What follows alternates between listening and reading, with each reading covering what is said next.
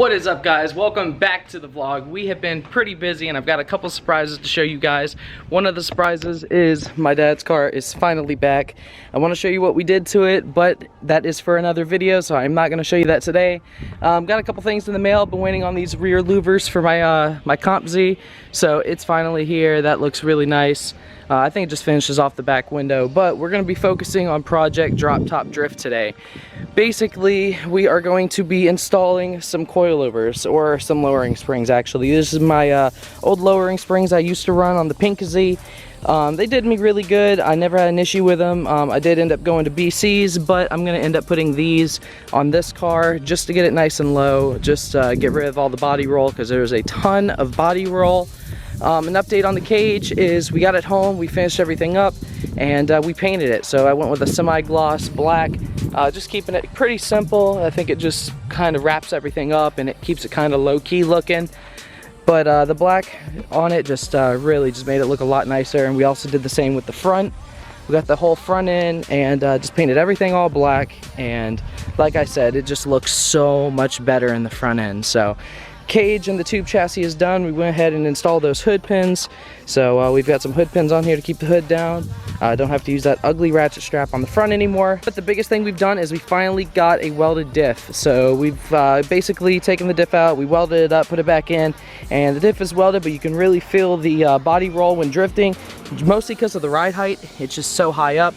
So we're gonna get the front, the rear, we'll lower it down some. All right, so let's get started. I'm gonna go ahead and get this car lifted up, take all these tires off, and start dropping everything out, putting these lowering springs in. All right, so before we get started, I gotta get this car and lift it up and get all these tires off. So let's get started with that. All right, so we got it lifted up and I got all the tires off. And from what it looks like, I haven't taken the wheels off yet since I got this car. It looks like everything is really new. Like, I know it sounds crazy, but like the rear brakes, these are new, like brand new. Calipers been painted, new sway bar link. Got like a bunch of new parts. I was looking at the front here, and like all of these bushings are new. Like this is a newer bushing. That bushing in there is brand new. So is this one right there, and so is that one in there. So, oh, and that one too. So it's got a bunch of new bushings. It's got some really good parts in here. But there's a couple things we also need to do. I need to take these bump stops off. So I need to take, I think this is a 214, so I gotta take that off. And I believe this one's a 17. So we need to take that off. That'll give us just a little bit more steering angle. Nothing crazy, but it will definitely help.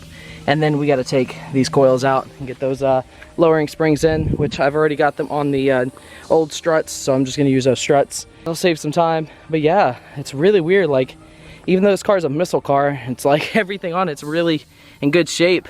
It's even got new struts. Like, those are brand new struts. So those are staying in the car. We're just gonna change that part.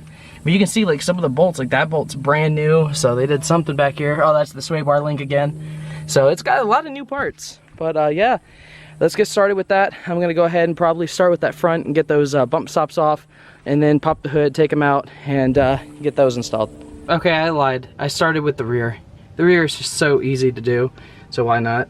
Just basically loosen this bolt, or take this bolt out, loosen that bolt, this drops out, and then you put the new one in. And voila, we got one side done. So we got those lowering springs here. Just gotta do the other side. With the front, it's a little bit different. You don't have to just do the bottom ones, you also have to do the top. So we gotta take the strut bar out, which is gonna be these 414s on each side. It's 3 bolts, 1 nut. And then we can get to those coilover bolts and drop this coilover out. And then we'll see how low the front gets. Should be a little bit lower in the front, because like I said, with the front ones, we trimmed them a little bit, and same with the rears. But we did more trimming on the fronts. So I think we took an extra like a ½ inch off the coil.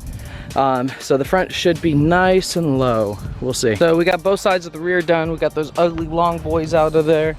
So yeah, that's all tightened up. The only thing I do want to check is those spacers, because the car came with spacers. I want to make sure they're tight. I really don't want a spacer flying off when I'm drifting. That would not be good. But now that that's done, I'm up here on the front. What I did was I took these 214s off for the bump stops. I still got to take this one off. I haven't done it yet. But yeah, I got those 14s off, so the bump stops are pretty much gone. The only thing really left now is I also took off the top of the strut bolt and the bottom strut bolt and the sway bar link, but I have got to remove this, I think it's a 21. It's right here on the back of the knuckle, and that way it'll drop the knuckle down, disconnect it from the LCA, which will relieve pressure off of the coilover so I can take it out.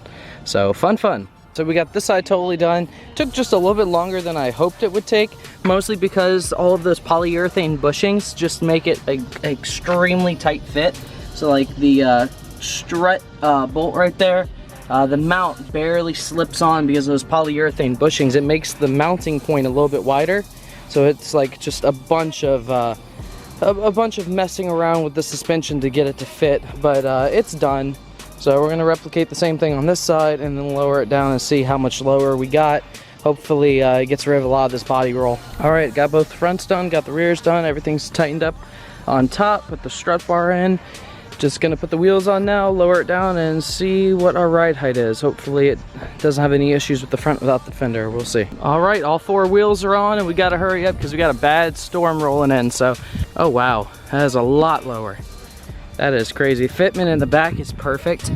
It's about what I wanted. Just a little bit of room so that way when it squats down the track it doesn't rub. This front though, man, at that front, that is so low. Look at the jack point in the front.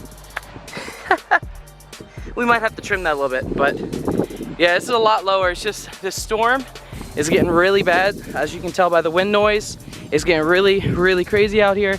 So I'm gonna wrap up the video. This looks a lot better and should definitely drive a lot better. So this is for sure. This was for sure the move, using those old lowering springs. I was just gonna throw them away and I was like, you know what, let me just put the lowering springs on this. This might, you know, at least get it down some. But yeah, it definitely helped. So yeah, I think that looks a lot better. Yeah, that's a lot lower. I'd say it's probably like 1.5 inches in the back and probably about 2 inches in the front lower. Alright guys, thank you so much for watching. Hope you guys enjoyed the vlog. Next video, we're gonna have to definitely take this thing out, show you guys how the welded diff does, and do some first test drifting with it.